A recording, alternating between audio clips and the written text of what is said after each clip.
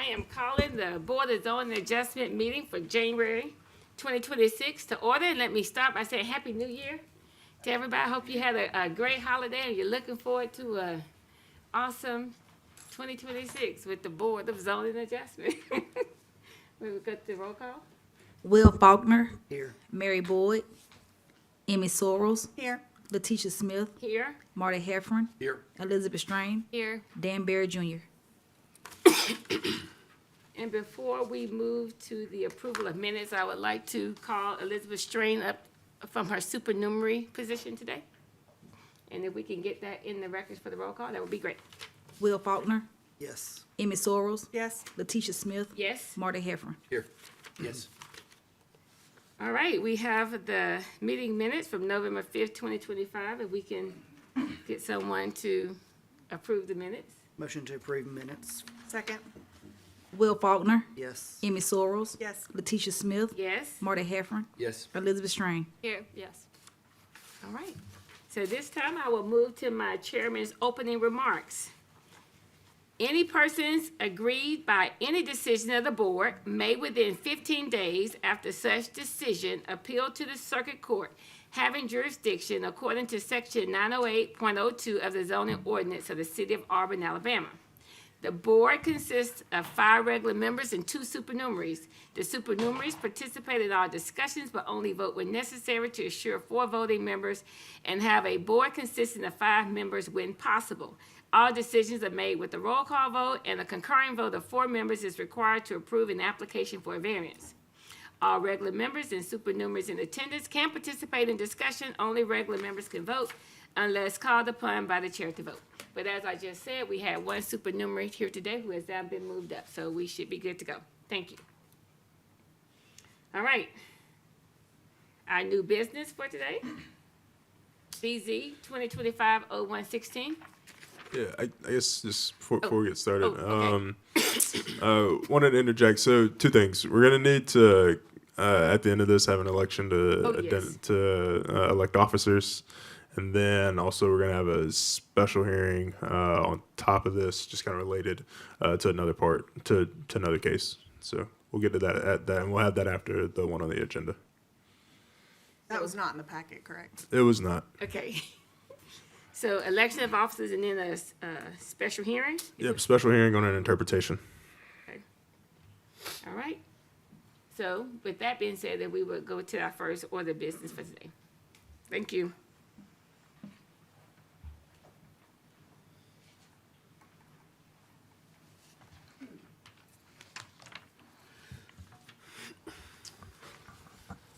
I think y'all can hear me. I don't want to bend down too much or raise this so you can't see. So, all right. Good evening. Good evening. This case is located at 1149 Norwood Court. This case is a request to allow 2 variances to section 511.03 E and H in the City of Auburn zoning ordinance. The property is zoned Neighborhood Conservation District 12 or NC 12. Kind of as you see from this proximity map, here's Norwood Court. The property lies at the end of the cul-de-sac. Kind of give you a rough outline of the overall area. If I zoom into the vicinity map on the left side, on that northwest corner is going to be East Sanford School. On the, I think, east side of going east, of course, you'll get that shopping center with some of the new apartment complexes and all that good stuff. So just kind of general area. So discussion around this case kind of involves the applicant wanting to build a carport on their lot. This exhibit is an existing survey that the applicant did provide so generously. You can see there is a concrete pad right here kind of on the right side of the property. The applicant is wanting to propose a new carport being built there. They're going to tear up the proposed concrete pad or current concrete pad and then put a new carport there. And this is a new improvement site plan survey, still kind of looking at this area. This is the 2 variance requests right here. The first variance involves the location of the edge of the carport to the principal structure or the house. Section 511.03E says that No necessary structure shall be closer than 10 feet to a principal structure or closer than 5 feet to any accessory structure unless it is attached to such principal structure or other structure by means of fully enclosed living area. So the applicant is currently about 8.5 feet away from the principal structure, and they're going to need a variance to get at least 1.5 feet to allow that to be close enough. And the second variance is, I guess I can highlight right here, this little 2.98 foot number. I know it's a little hard to see. The applicant is requesting a variance to section 511.03H to allow an accessory structure to be less than 5 feet to a property line. We have a 5-foot minimum, and with that, they would be about 3 feet to the property line instead of the minimum 5. We did talk to the applicant about other things, about maybe moving the carport back a few feet. That would eliminate both variance requests altogether. I do realize that there is a 10-foot drainage and utility easement on the back side of that property. The applicant is not proposing to put the carport on the easements, which obviously is not allowed. But it is there, so we do have to make that worth known. So with any of that, with all that being said, I'm happy to answer any questions. So I have a question. So when I'm looking at Exhibit 3, so are we saying that this carport would just sit right on top of the concrete pad as it is shown here? Is From my understanding, the applicant is demolishing the current concrete pad and putting the new carport But it'd be there. the same footprint? I know the footprint of this one is 20 by 20, so 400 square feet. I'm not sure what the current car. Is the current pad, it looks like the current pad is in, over the line on the east side of the property? Yes, sir. Right. So that got put in by the builder? Okay. Yeah, I guess But it if was you guys existing have, when you bought the house? yeah, Okay, so I guess you guys have questions for the applicant. Yeah. okay. Okay. And then I have another question. So I know you said that you talked to the applicant about repositioning the carport so that you don't have to have a variance, and then you mentioned the fact that there's the utility easement. So can it be done? Or I got lost in that conversation. So is that a viable option? Right. So we looked at, maybe taking the whole entire carport and just pushing it back a couple feet. That would eliminate both variance requests. Okay. Those were my questions. So if you don't, well, so what's the problem of moving it back? If you move it back, the variances aren't necessary. Right. Okay, and then the pad's gonna get torn up anyway, regardless, correct? Yes, sir. Okay. So I guess I'm confused then. Why couldn't you move it back? We can ask the applicant. Okay. We'll ask that. Okay. Any other questions to engineer? Okay. All right. So we'll open the public hearing, and applicant, if you would like to. Yes, I would, thank you. Okay. First time here, so thank you. And if you haven't signed in, please do so. I did. Okay, perfect, thank you. So I'm Lee Grice, I'm the owner and the requester here. I know, I've never been through, so I don't know what information you want, but recently married Vicki Atkins from Opelika, and as part of our, making this our future home, there's a larger renovation request, which is also, you can see on the picture. And so that, to do that, where it's contingent on us getting a carport there. But first of Is all, this Chris? congratulations. Thank you. Congratulations. Is this Chris? Yes, sir. So I wanted to say thank you to Chris for helping me through this process. First time going through that, so it was very helpful. Thank you. Any information I didn't provide or errors due to my ignorance here, this is a carport request. The old pad that was there does infringe on the easement, to answer that question. Okay. I have no knowledge of when that was put in or who put that in. But as part of this request, I'm removing that pad, as well as in what you can see if you look at the two pictures, the entire driveway and concrete structure is quite large that was there previously. All of that will be coming out as part of this renovation request, which will reduce the overall concrete coverage on my property by 470 some odd feet. So there's a reduction in ISR due to this type of change, even with the other renovations, including the carport that's going in there. What Chris alluded to is the potential to move that carport in lack of a better word, closer to the pool deck structure and change the dynamic of driving in, which is really not practical to get in and out in that tight curve in a vehicle, which is, I don't think we can necessarily just move it straight back because that would be on the easement. So that's the goal. My understanding is you really need to stay out of the drainage and utility easements altogether. I do have 3 of those on 3 sides of my property. It is an irregular shaped lot, so somewhat limited by the topography of the lot and where the current structure is. There's also a water sewer you don't see pictured here on the left side there. So this appears to be the only place to put a carport. It is a minor setback variance as we articulated. And it will, I do think it'll be done very tastefully in the spirit of the neighborhood. And, you know, as an editorial, it's a really neat area of Auburn. I'd love to see some fresh energy and renovation in that. And that's, you know, we really would like to make that happen with this request. So there are 6 adjoining properties. There's really only an impact to 2 for the most part. That would be on the side there and the rear. I'm not sure if anybody has chimed in on all those requests that we sent out, but I did speak to my side owner. He's a part-time owner. I saw him at Christmas, and he said he was good with it. And I said, well, you're going to get something in the mail. I don't know if they're supposed to respond by mail or do anything to call in, but he is a part-time owner in Athens, Alabama, so he's not. So, I'm sorry. Yeah, you're good. You're good. So yeah, I guess the time expired, and so I guess if you guys had any questions for him, he'd be able to answer them. But he just can't talk anymore. Pretty much. I do have a question. Where do you currently park? Because I guess what I'm hearing you say is that, where do you currently park? Well, your there is no carport currently, so we park right on the driveway. Okay. Right here, Yeah. okay. In the So- old picture, it's really pretty consistent with the new driveway. It's kind of right there. Where you can just go in and then you're backing out, so we don't In have and any kind of backing turnaround or anything like Give her that. that one. She's looking at it. Yeah, This one I've right, got all that area Yeah, right there. she's looking at it. Okay, so my other question would be, even though it can't go straight back, could it go almost cantilever and then give yourselves like a little bit of a turnaround? Have you looked at those options? Absolutely. In fact, we went to the extent of cutting out a blue tarp and placing it and seeing how we could fit it there. And obviously, if your vehicle, you know, you prefer to back out so you can pull out forward. And it doesn't appear to be enough room to do that. Okay. From a safety perspective, there are fences there.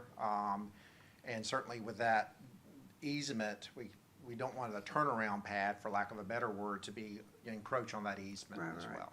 Okay. And you said you've talked to your neighbor that this will be impacting closest to, and he's okay with it? Yes, it's Robert and Carla. Like I said, they live in Athens. We saw them at a Christmas party just before, and they got the I sent them an informal letter. He had not received the package I think you guys provide from the city. I outlined what we were trying to do, and they said they had no questions or concerns, but certainly if they responded differently, I would not know that. Okay. Did we receive, can I ask the city, did we receive any communications from any of the adjoining property owners? Not that I'm aware of. Okay. Okay. Questions I have. Yeah, you kind of messed up there with easements on 3 sides of that lot. That does, I mean, to me, constitutes a hardship. Yeah, because the house is kind of not really centered on the lot very well, you know what I mean? Yeah, It's kind of pinched on one side, and his neighbor's pinched really hard on the other side. right.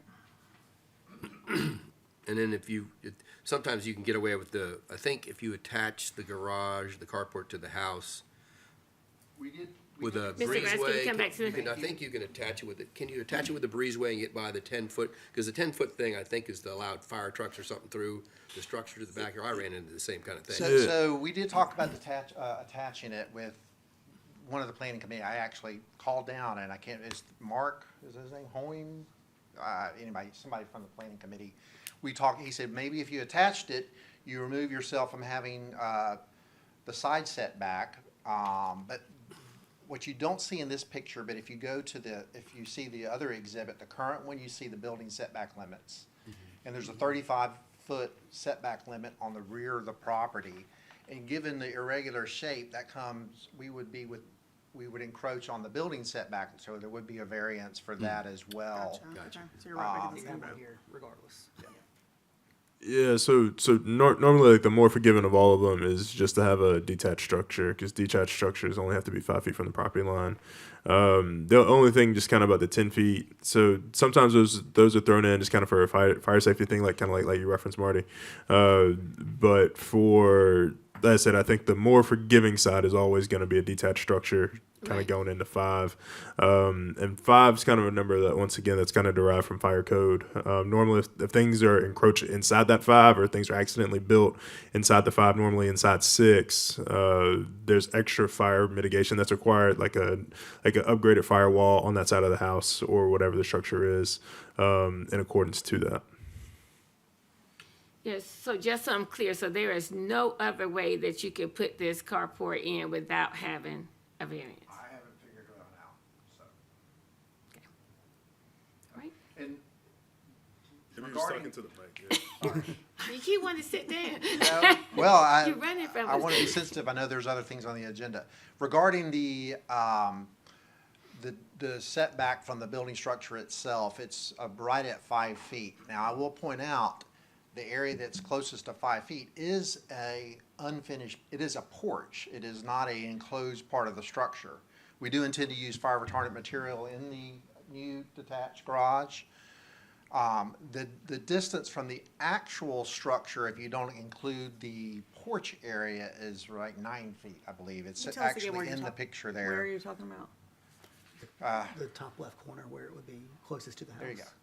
Oh, where it says, where those two arrows are Where like is pointing it? towards each other, like right here? Like, well, and this Oh. right here, see where it's. Yeah. Okay. So that porch is not a enclosed structure. It is a covered structure. There is a eave there. Just like a- Yeah. Exactly. Okay.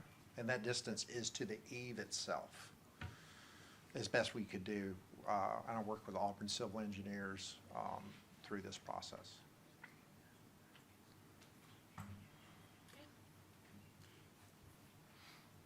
Any other comments from the public? All right.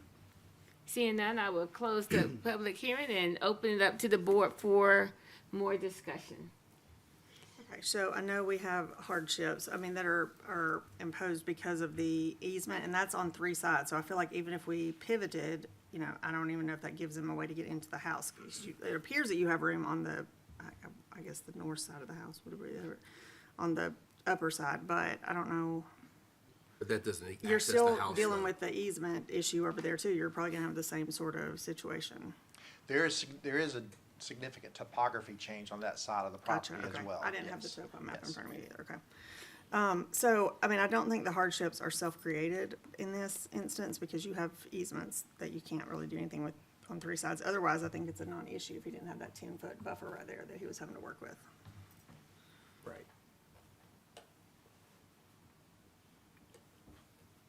Any other comments? I'll make a motion to approve BZ 2025016. A second. Will Faulkner, Yes. Amy Sorrells, Yes. Letitia Smith, No? Marty Heffron, Yes.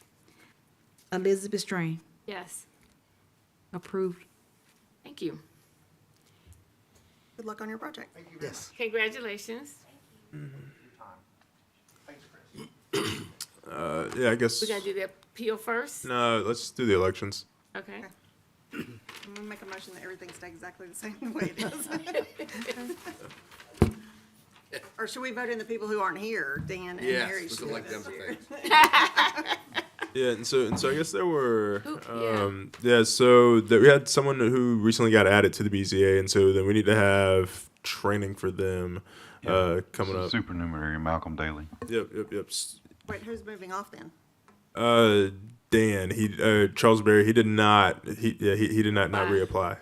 And but he did know to reapply, right? Yeah, he did. I He thought did. so. Okay. Yeah, he was made aware. Okay. So yeah, pretty much you guys just need to elect officers, and we'll just kind of move forward.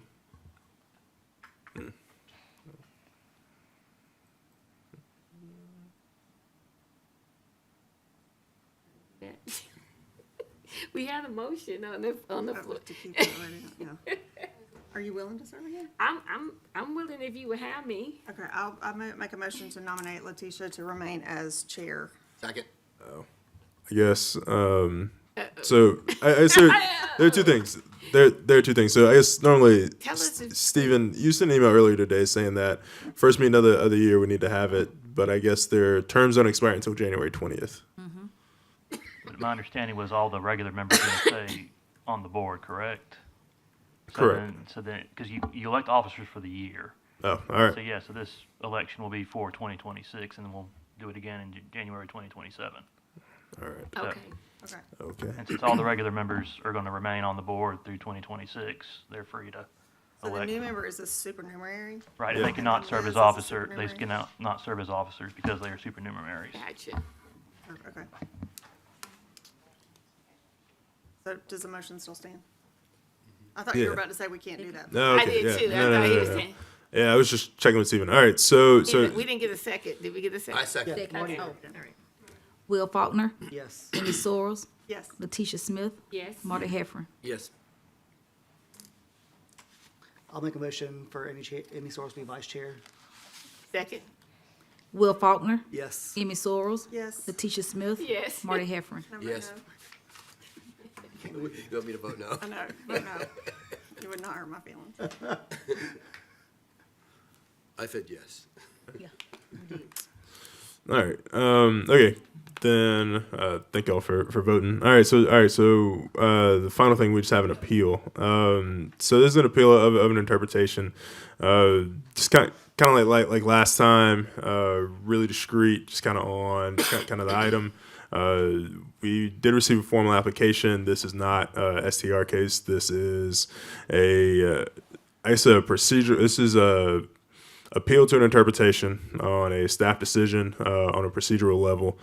There's an approved PDD that had open space. The applicant came back and wanted to submit an admin plat to subdivide in the open space. Those admin plats have been denied on several occasions, just that they cannot do this without a PDD amendment, and they are appealing the decision. And so pretty much we'll have them present 10 minutes, really kind of it. I know in the last time it was a little long-winded, just kind of with the seriousness of the hearing, but we'll go 10 minutes each on it, and then we'll go from there. So same thing as last time. Instead of having the 10 days to make a decision, we'll ask that you guys make a decision tonight. Oh, okay. So then, yeah, I guess the applicant can go ahead and come up to speak. Yeah, we're going in, okay, never mind, go ahead. If we got only 10 minutes, can you explain? Yeah, I was gonna say, can Yeah, we have a Because little bit I more feel like- background. I feel like I'm gonna have to spend my time explaining to them What it what is. we're even appealing and Okay. wasting my whole 10 minutes before even being able to give our side of the case. I mean, it might be better for you guys to present what we requested and why you denied it, and then we can come up and tell you why we think we should, you know what I mean? Does that? Yeah, I guess. I mean, I think on my end, I like if you want to provide a lot of context to it. 'Cause I mean, for us, I think that's where we're at on it. It's it's really just a line in the zoning ordinance. I mean, if you want to provide background, we can be flexible on the 10. Do you just want 10 as the intro? Do you need time as the introduction? Well, I mean, I think I'm gonna have to explain to Yes. them what we're doing, and I think it's gonna take me 5 or 6 minutes. You want 15 minutes? Yeah. All right.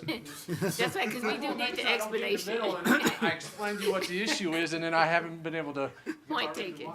Yeah, because that's what I was gonna say, we're going in blind here, so we don't Right. know what the issue is, and if we're hearing from him first, so.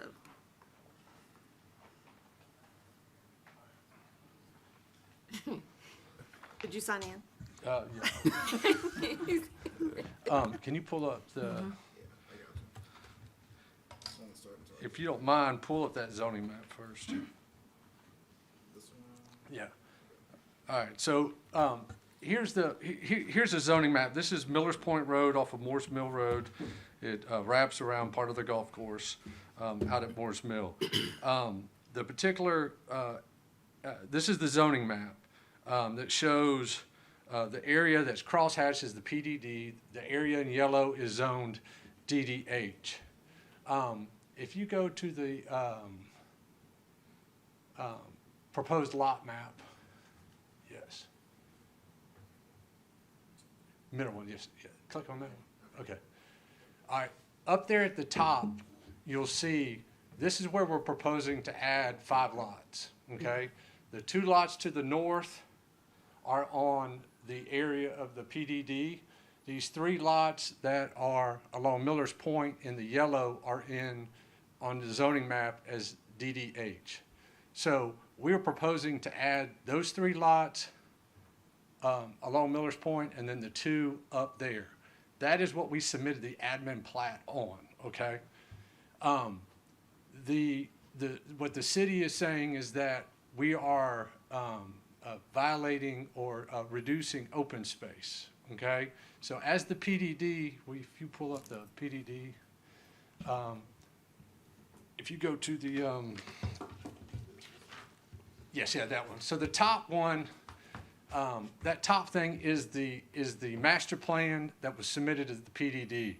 This was submitted back in 2000, a long time ago, and you know, our PDDs look a lot different than this now. But what I want you to note is if you look at the red box, you have parcel 1, parcel 2, and parcel 3.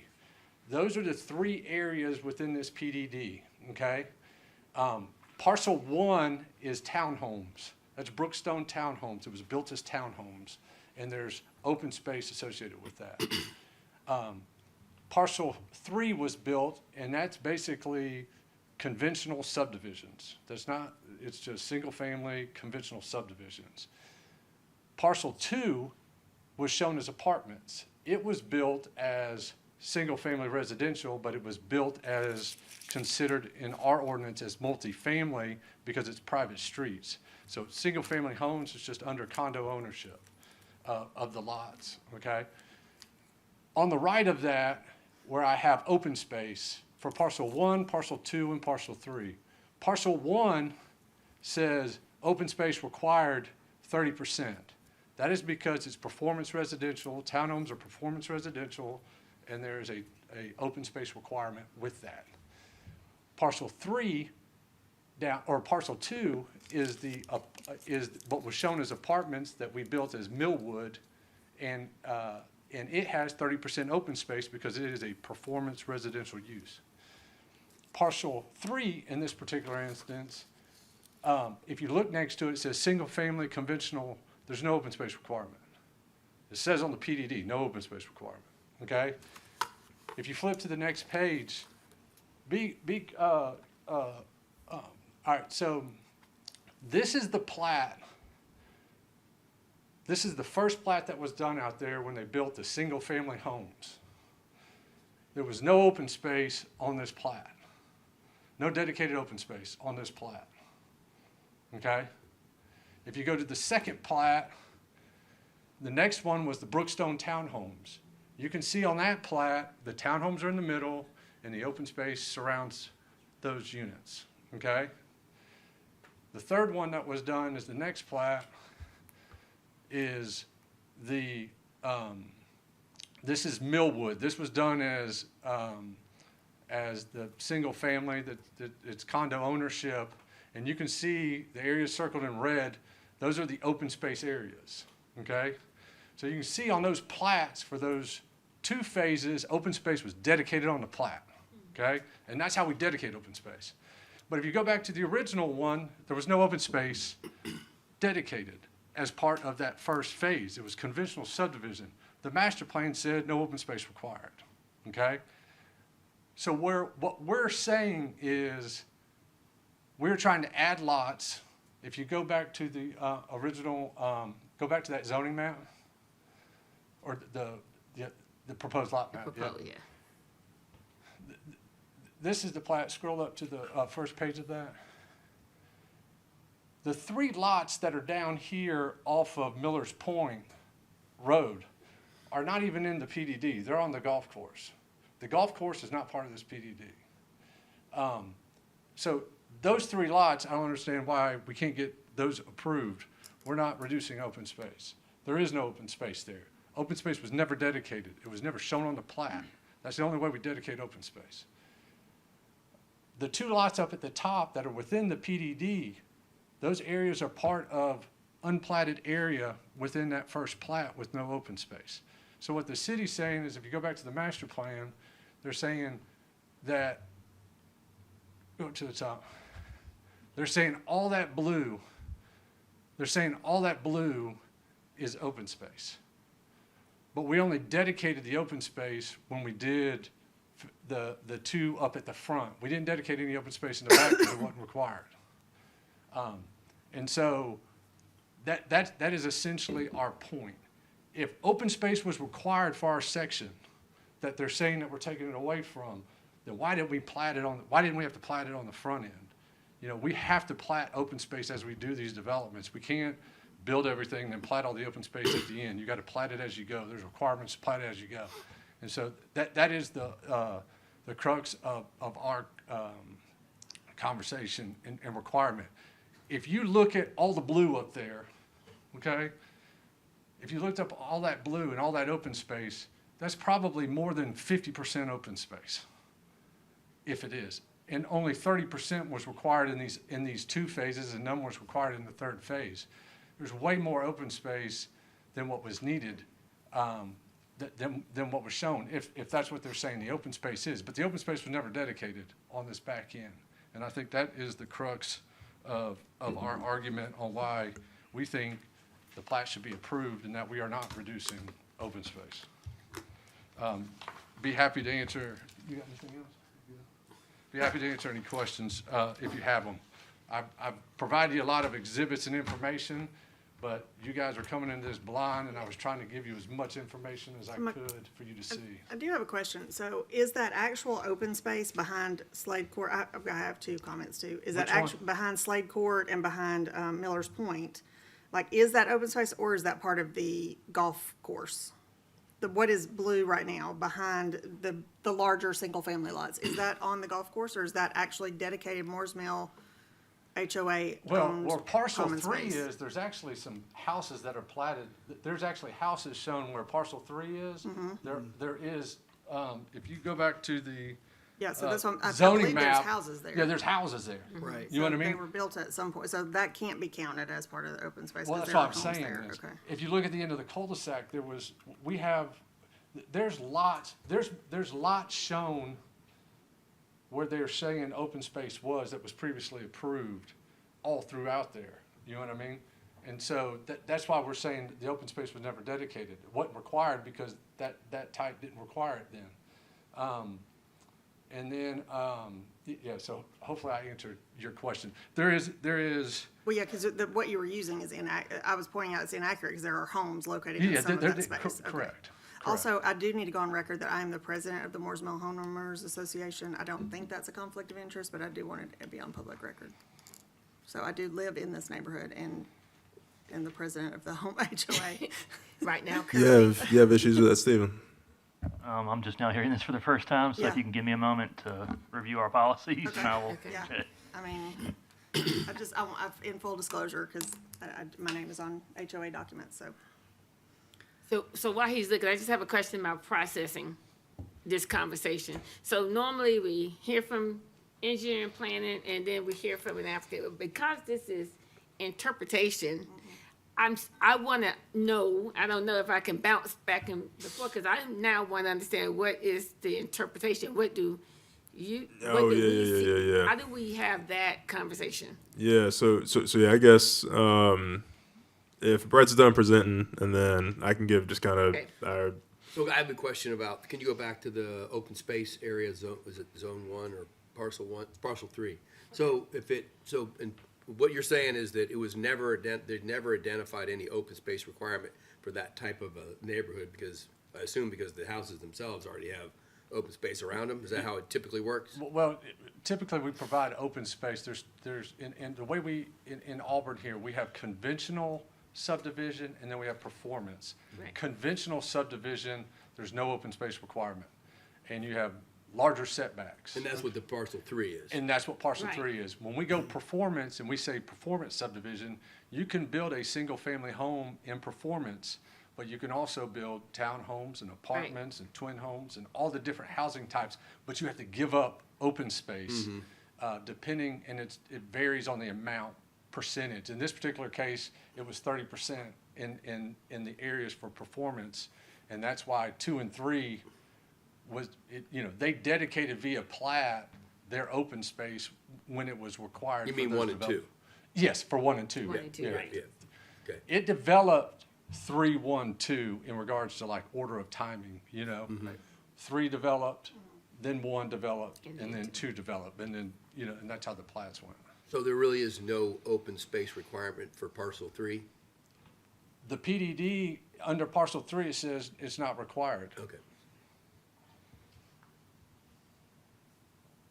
Is there an overlay on it that negates that? I'm like, wait. No. I'm just saying. I mean, yeah. Like once Brett's done presenting, then I'll talk.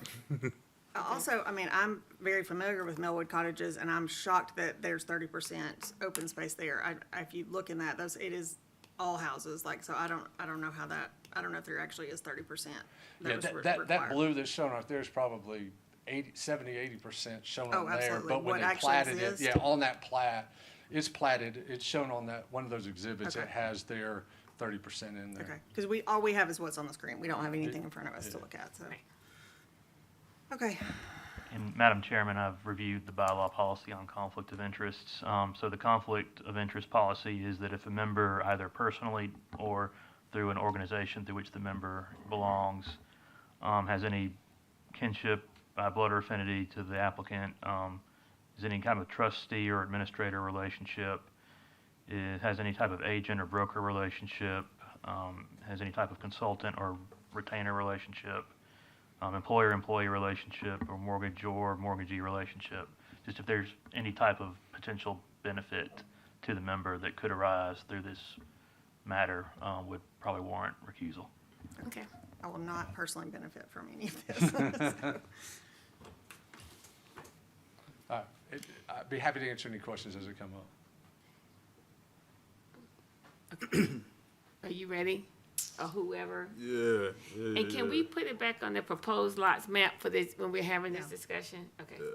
So I guess kind of I'd like to go to the one that was just pulled up, like the one with the blue and the green. And so if you could turn it to the right, I guess, like where the north is actually facing up. So I just want to commend Brett, just kind of talking about open space and kind of focusing on that. So I'll just open it up and just say part of this, I guess, is about open space. Just kind of talking about whether or not this is or is not open space. The applicant is correct that there was never any platted open space, but that when they asked me for an official interpretation, the reason that I gave did not have to do anything with open space. And so open space, what they're talking about is correct, but that is not why the formal interpretation of kind of where we and how we got here today is about. So let me just pull it up right quick. Are you giving us the formal interpretation? Yeah, correct. So when they reached out to me, I mean, and so we've kind of been talking about this for years, just kind of going back and forth. There have been several admin plats submitted over the years, just even kind of before I came on with the city, just requesting that they be able to subdivide this. And staff's position has never been that they cannot do this. Staff's position had been that they need to file a PDD amendment to do so. And the reason for that is because this is classified as a major deviation. So in section 50404 of the zoning ordinance, it's changes and modifications of an approved PDD, PUD. And so where are we at? I think we were 7. But the big part of it is that there cannot be a rearrangement of land uses. And so open space, platted or not, platted on plats or anything, the master development plan that is submitted is binding, period. And so it is binding from a density standpoint. It is binding from an open space standpoint. It is binding from an arrangement of street networks, etc. And so that is one of the major things on all of those subdivision plats that come in prior. And it's also a key element of why it requires a PDD, because eventually at the outset, PDDs are all owned by one person. And initially, they only have to notify themselves for any changes. But as that PDD matures, and as there are more people who buy into it, when you have to get a PDD amendment, all members of the PDD must be notified because they bought into a locked arrangement. They bought into a master development plan that was set in stone by ordinance. Any changes to it, whether that be streets, whether that be open space, configuration of lots, uses, there are minor and major deviations. This classified as a major deviation and was a rearrangement of land uses and qualified for a PDD amendment. Like I said, staff has not had any issues with the end of this, of what they want to do, of infill, adding more lots on the golf course. Staff's not opposed to that. Staff has just identified they cannot do it through an admin plat because they need to notify all the people in the PDD and go that route. And that requires a public hearing. Planning Commission requires public hearing at the council level. I have a question, because I gotta now shift my thinking from this, from just the, open space and now go to talk to me more about the major deviation and the rearrangement of land uses. So where is that here? What's happening? Right. So what you're seeing, and I guess if you kind of want to scroll up a little bit, that way we kind of get the entirety of it. So that's the very top. Okay, well, all right, there we go. Okay, so like what you're seeing, kind of how they got lots, how they got the open space. I said that is binding from the master development plan standpoint. What the people, I guess I don't have it, but the people across from where they're talking about platting those lots, just south of like where parcel 3 is, like where they're talking about on the map, those lots. They bought lots that are facing the golf course, and in that master development plan, they bought into a situation where they were told there would not be any houses in front of them. And if you were going to put houses in front of them, that is fine. They do get a chance to say something about it, though. So that's a contract, essentially. Right. That is how PDDs operate. PDDs are a master development plan, and it locks in the road network, it locks in the uses, open space, et cetera. Like I said, so the idea that there's platted open space and open space is only binding open space is what is platted. Like I said, from the uses standpoint, the broader level, the higher level of that, those people who bought those lots and different portions of it bought into this arrangement.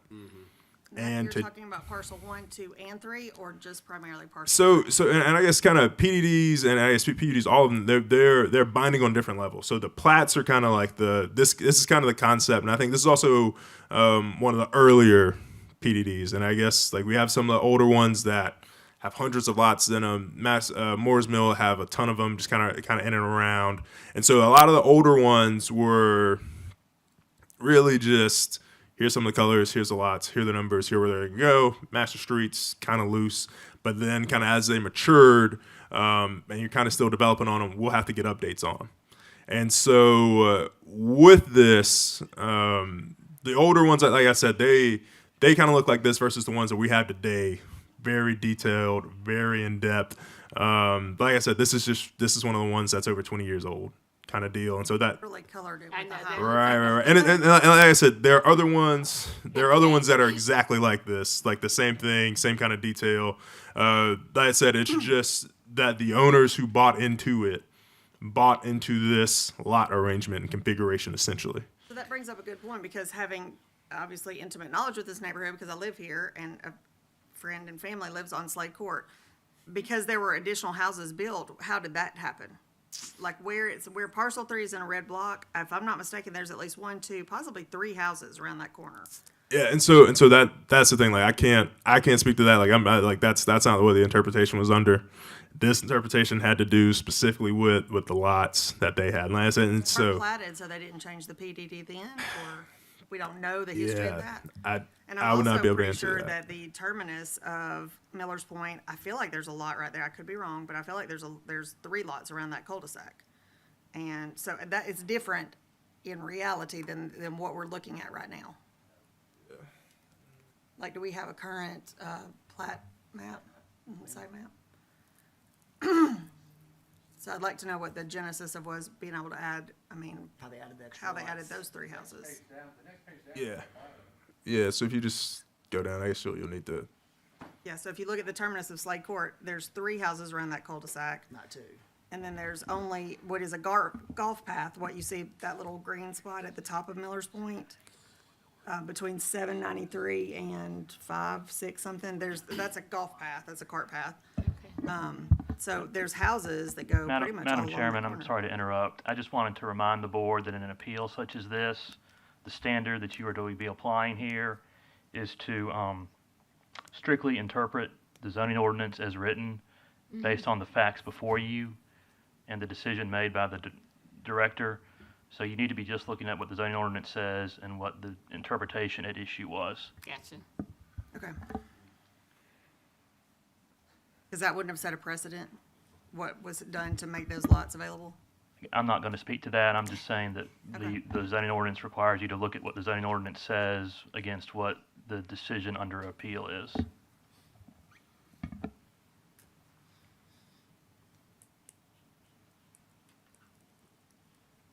So the ordinance basically says that these people signed up for what they got, and in order to make a change, you gotta talk to all of them, get them all to agree. Yeah, that's pretty much how PDDs work. Okay. And like I said, so there's a threshold of minor deviations that are handled administratively, and then there are major deviations such as these that are handled at the public hearing level. Process-wise, so normally we have a variance on the table and we either vote it up or down. In the case of an appeal, what are we doing? Yeah. So all motions are in the affirmative, Okay. and then if you don't support It's it, either in support, I'm just trying to understand, at the end of the day, are we? support for the appeal. Yeah. So you would make a motion to grant the appeal, and then you would either vote to grant the appeal or you would vote to deny the appeal, pretty much. And like with the variance, it would take 4 affirmative votes for the motion to pass. Then, is there other discussion? Can I ask you a question? The major change, so what you're saying is that the major change is to You're- open space? He's out of order. His time for presentation has passed. Well, he didn't, well, I mean, this is kind of, you know, the way y'all doing this now, where you're making us go before the city presents their case, is Well, not. I believe you requested to go first. No, I did not. I did not request to go first. I did not request to go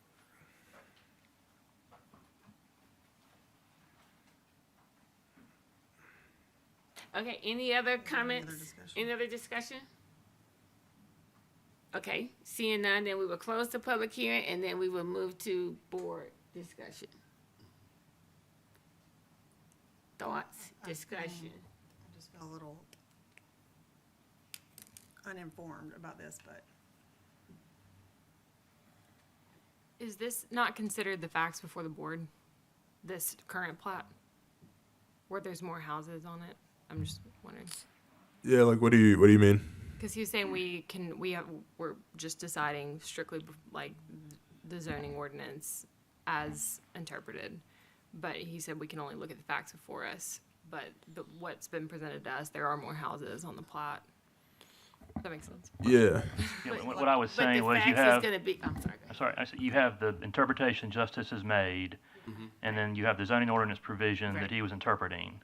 And so that's what you need to be looking at, is based on a strict reading of that zoning ordinance provision, was justice's interpretation to call this, I assume, a major deviation. Okay. Was that correct or not? Right, And so voting yes for the appeal means, Granting the appeal, and then they'd be able to move forward with an admin plat.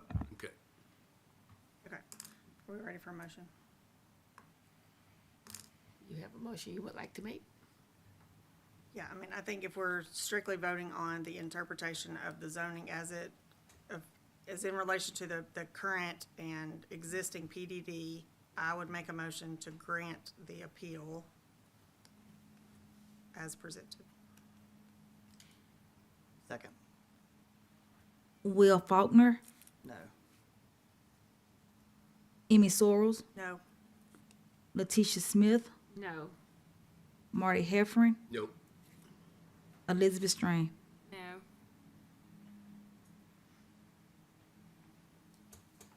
All right. So then it failed. so I just have a question now, just for learning. So at this point, then, with a next step, a potential next step, in a situation like this would be now to go out into that community and then see if they would be willing to do an amendment? I'm just for my own knowledge. Yeah, so Is that what would happen typically? yeah, so for them, they would have to move forward with a PDD amendment. Like I said, if they want to pursue this, they can. This is like, so normally on all the other things that you guys decide, y'all are kind of like the end of the road for everybody. That's the Right. last option. Or they can appeal to circuit court. They don't have to do that. And this is really just, this is a major deviation. You need to follow the zoning ordinance and get a PDD amendment and move forward. Okay. All right. Okay, just also point of clarification, the PDD would just be for those parcels, it would not be the entirety of Moore's Mill homeowners? No, I that, don't think like, so. Yeah, I think it'd just be that one. Those 3 parcels, okay. Yeah, so I guess just kind of notes from staff. Yeah, so we have a new supernumerary. They'll be training for him. I've heard that I think we might have a meeting next month, but in the meantime, we'll have training for the new member. But I think that's really it. That's all we got. And so we should add. There's also no other special hearings in the works. Was the new member not invited to tonight's meeting? Terms don't start until 120. That's right. That's what we said, 120. Okay. All right. All right. He probably, I feel like last time we got a new member, we didn't meet for like 4 months, and then the person was like, I don't Could know, happen. that might have happened with you, Marty, too, so anyway. It's hit or miss, is whether they come, so, okay. All right. Any other? Thank you for your time. Anything else? All right. Seeing none, I will adjourn this meeting at 5:21 p.m. Thank you.